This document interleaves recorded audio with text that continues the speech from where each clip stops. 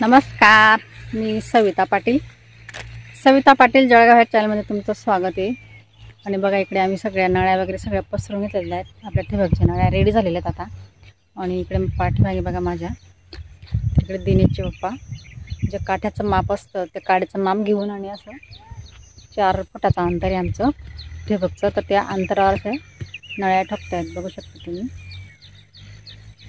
तर ठिबक करणं सोपं, म्हणजे ठिबकाचं काम सोपं आहे। बाहेर यायच्या वेळेस ज्यावेळेस आपण पाणी भरतो त्यावेळेस मोटरचं बटन दाबलं म्हणजे काम आपलं सोपं होतं। पण ज्यावेळेस आपण ठिबक पसरवतो त्यावेळेस खूप जीवावर येतं हे काम। हे का त्यावेळेस सोपं काम नाही। एक दिवस नळ्या आथरायच्या, नंतर मग ते खुट्या ठोकायच्या, भरपूर वेगवेगळं प्रोसिजर असते या कामाची सुद्धा। तर बघा अशा प्रकारे आता काम सुरू आहे त्यांचं आलं। मी तुम्हाला आता समोरच्या कॅमेरामधून दाखवते। तर बघा इकडे साईडला पूर्ण ठिबक आम्ही असं मापशीर पसरवून घेतलेलं आहे आणि इकडे अजून बाकी आहे। तर आता इकडे तुम्हाला परिसर दाखवते मी। तर अशा प्रकारे माप घेऊन त्याला अशा खुट्या ठोकतोय आम्ही आता।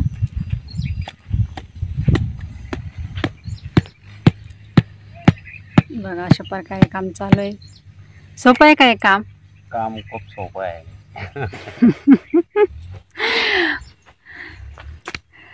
2 दिवस काम अवघड असतं, पण जोपर्यंत पीक निघतं तोपर्यंत सुख असतं। फक्त बटन दाबायचं आणि पाणी 10 मिनटं 15 मिनटं 1 तास 2 तासाचं पाणी आपल्याला सोडता येतं। म्हणजे स्वतः असं उभारून पाणी भरायचं काम राहत नाही, पावडीने सुद्धा नाका दाबायचं काम नाही। तर हे तेव्हा सोपं वाटतं।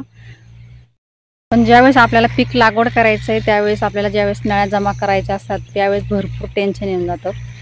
ज्यावेळेस शेती तयार करायची त्यावेळेस सुद्धा ठिबक जमा करून ठेवावं लागतं। परत शेती तयार झाल्यावर परत अजून नळ्या पसराव्या लागतात, पसरून परत त्यांना असं मापशीर नळ्या ठोकाव्या लागतात। तर असं प्रोसिजर भरपूर असते। 2-3 दिवस होतो त्रास, मग 7-8 महिने काही टेन्शन राहत नाही। आणि आता तर आपल्याला शेवगा लावायचे त्याच्यामुळे आता तर काही टेन्शनच नाही आहे। कारण आपल्याला आता पाल्याची शेती करायची, म्हणजे शेवग्याच्या पाल्यापासून उत्पन्न घ्यायचं आहे।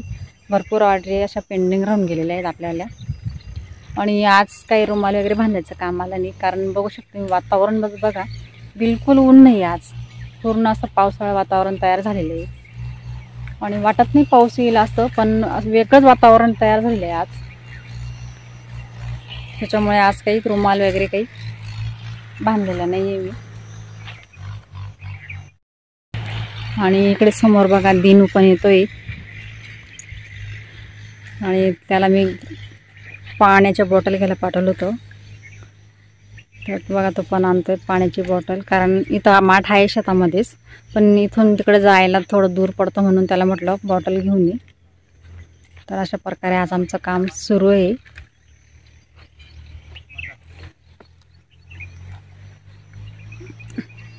बघा इकडे आता फायनल झालं आपलं हे काम। आता फक्त इकडे 2-1 नळ्या बाकी राहिल्या ठोकायच्या आणि त्यांच्या पाठीमागे जो भाग आहे अजून सोडलेला आम्ही, तिकडे ठिबक नाही टाकायचं आम्हाला। तर एवढा जो भाग आहे तर याच्यात आपल्याला शेळी पालनासाठी काहीतरी चाराचं नियोजन करायचं इथं।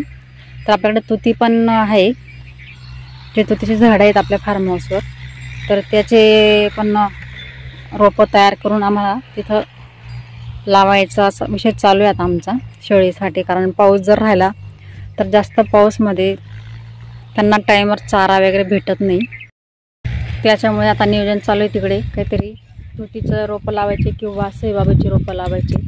आणि जर शक्यतावर घासचं बी जर टाकलं तर एकदमच भारी आहे। मग आता घास किंवा घासचं बी किंवा सोळबाबूचं रोपं किंवा तुतीची रोपं असे तिकडे लागवड करायची आता आम्हाला शेळ्यांसाठी।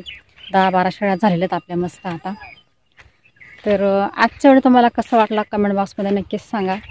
आणि तुम्ही जर माझ्या चॅनलला नवीन असाल तर माझ्या चॅनल सबस्क्राईब करा, शेअर करा, लाईक करा आणि माझ्या चॅनलला सपोर्ट करा।